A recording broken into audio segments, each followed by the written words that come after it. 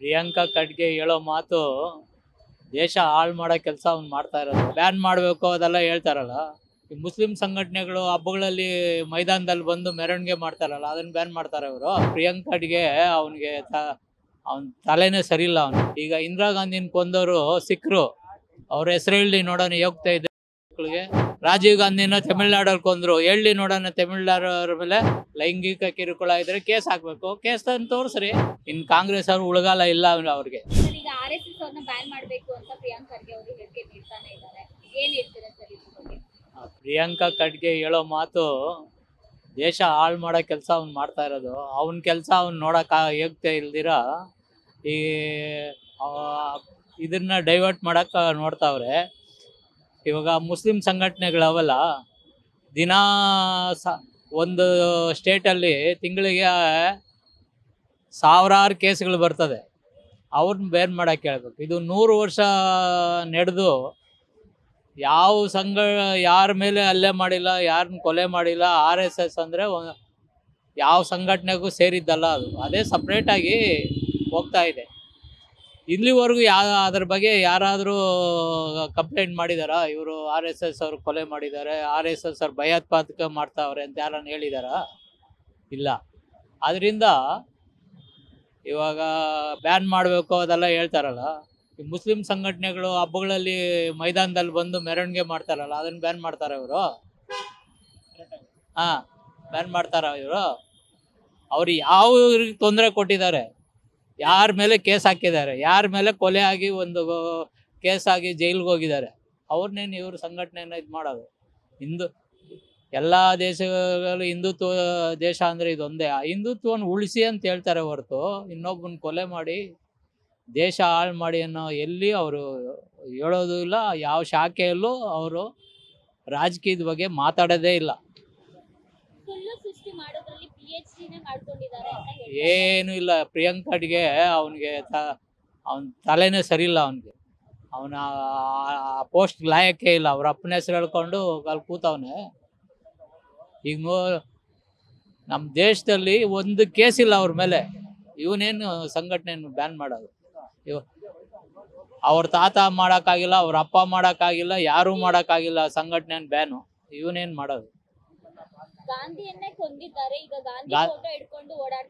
ಹೌದಾ?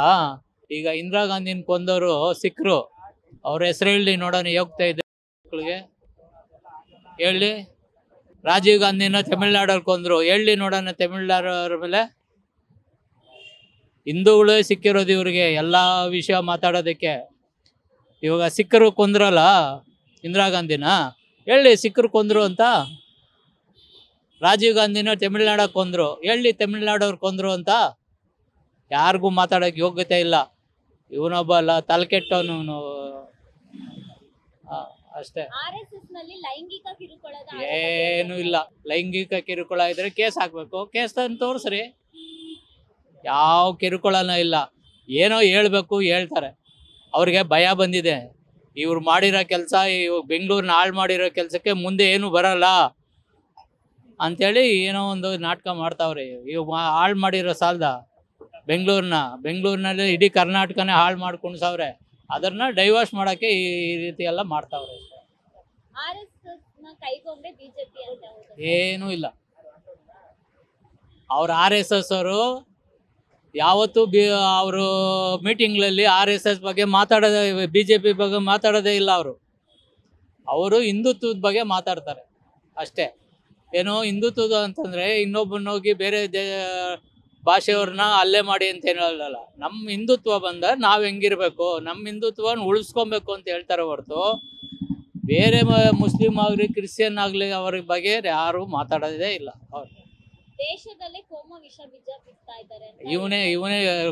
ಇವರೇ ಬಿತ್ತಾ ಇರೋದು, ಕಾಂಗ್ರೆಸ್ ಅವರೇ ಬಿತ್ತಾ ಇರೋದು. ಯಾಕೆ ಅಂದರೆ ಇನ್ನು ಕಾಂಗ್ರೆಸ್ ಅವ್ರು ಉಳಗಾಲ ಇಲ್ಲ ಅವ್ರಿಗೆ.